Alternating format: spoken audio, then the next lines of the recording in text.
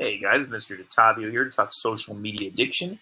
So our what for today is social media addiction. Our how, the agenda, what is social media addicting, reducing the urge to use it, and social media and sleep, as well as an internet use quiz.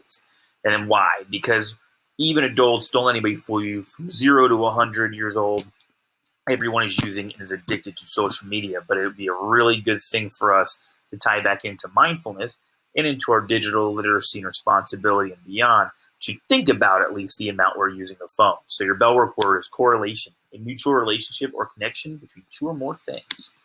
You can see the 5 selves here, right? Social media addiction is kind of a foundations course, right? Something before we even start thinking about our self-esteem. There's a song by a band named Taco Cat.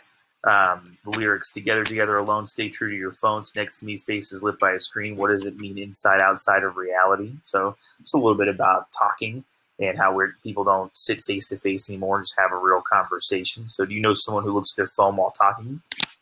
Attitude, effort, attention.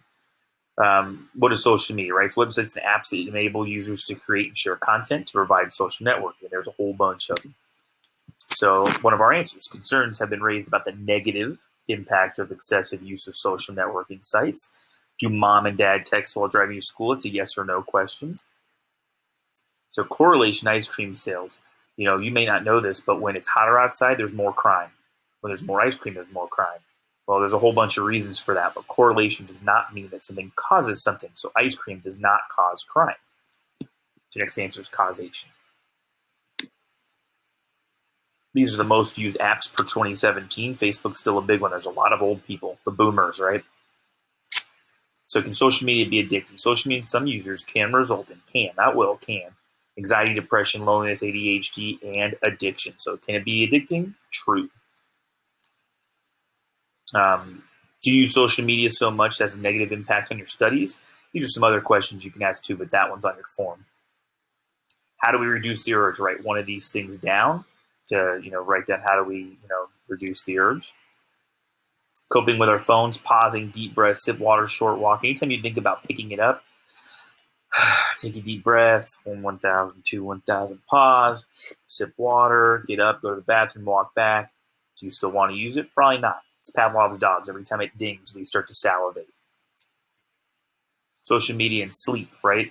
In a recent survey, 200 adults, 19 to 32, answer questions about their sleep. It does cause and correlate us to not sleeping.